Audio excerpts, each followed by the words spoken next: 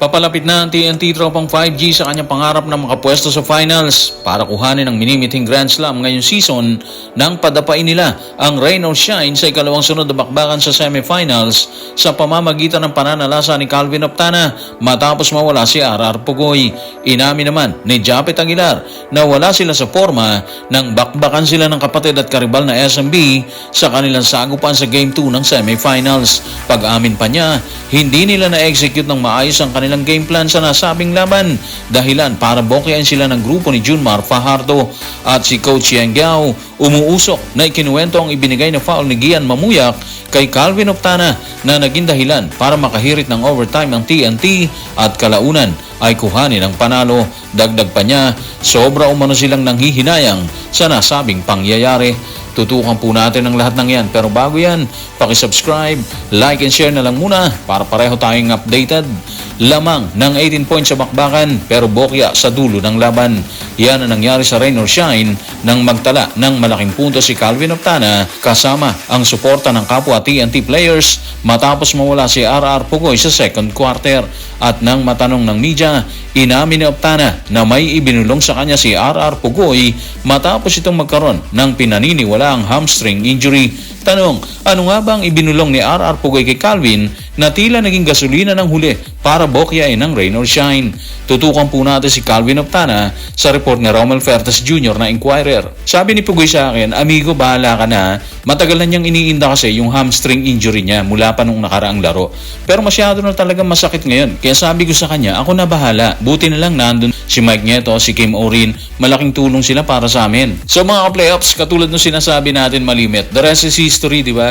Ginawa ni Calvin ang lahat para makuha yung Game 2 versus rain or shine. Kumamada lang naman siya ng 39 points, 9 rebounds at 3 blocks. Parang nagdilang anghel ata siya nang sagutin niya si Pugoy na siya na yung bahala sa bakbakan, di ba?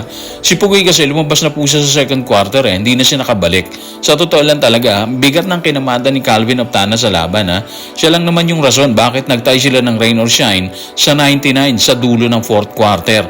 Naipasok niya kasi 3 free throws na ibinigay sa kanya matapos ang foul ni Gian Mamuyak sa 3-point area kung saan merong 7.7 seconds na lang natitira sa orasan. Tigas ng pulso niya, di ba? Grabe naalala ko tuloy sa kanya si Pauli nang gibay nila yung China sa bakbakan. Gilas versus China. Anyway, balikan natin ang laro ng rain or shine at TNT. So hindi natapos sa free throw ginawa ni Calvin. Nanalasa pa rin siya sa overtime. Nagtala pa rin siya ng 7 points sa OT kasama ang isang tres na sumunog sa grupo ni Coach Yang at itablang score sa 101.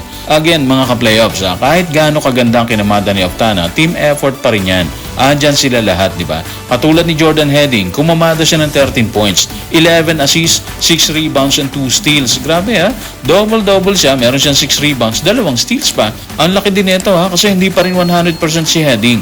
Pero sinikap niyang pumutok sa bakbakan para makuha ang 2-0 versus rain or shine. Kung sinandala ng TNT Tropang 5G si Calvin Optana matapos mawala si RR Pugoy, inamin naman ni Japet Aguilar ng Barangay Ginebra na hindi sila handa at hindi rin nila nasamantala ang limitadong minuto ni Junmar Fajardo sa laban, dahilan para tambakan sila at makabawi ang SMB.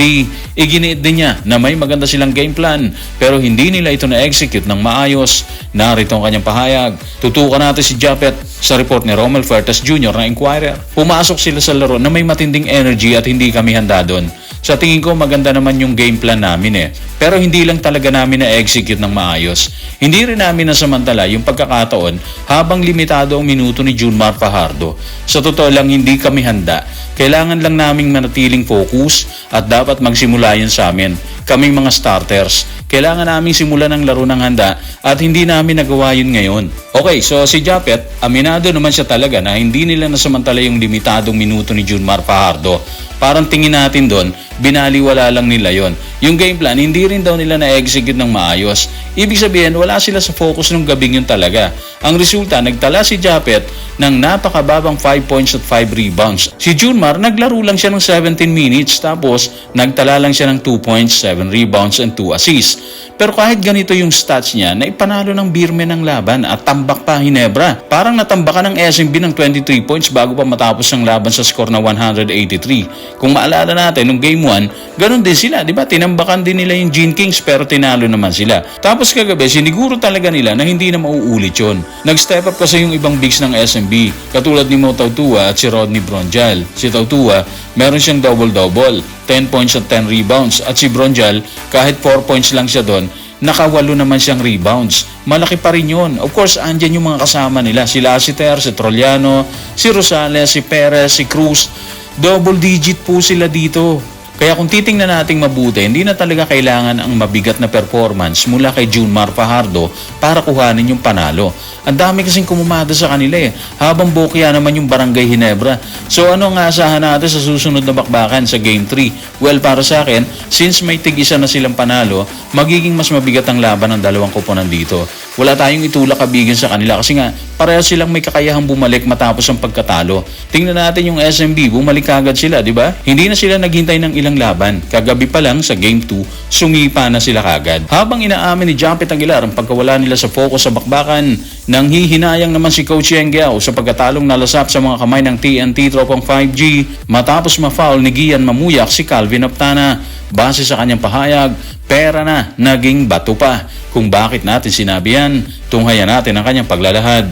Tutukan natin si Coach Yeng sa report ni Jerry Ramos sa spin. Maling decision lang talaga yung i-foul si Calvin habang desperado siyang naghahanap ng 3-point shot. Yan ang lagi ko sinasabi sa team namin. Hindi kailangan ng talento doon. Hindi kailangan ng tangkad o ng athleticism.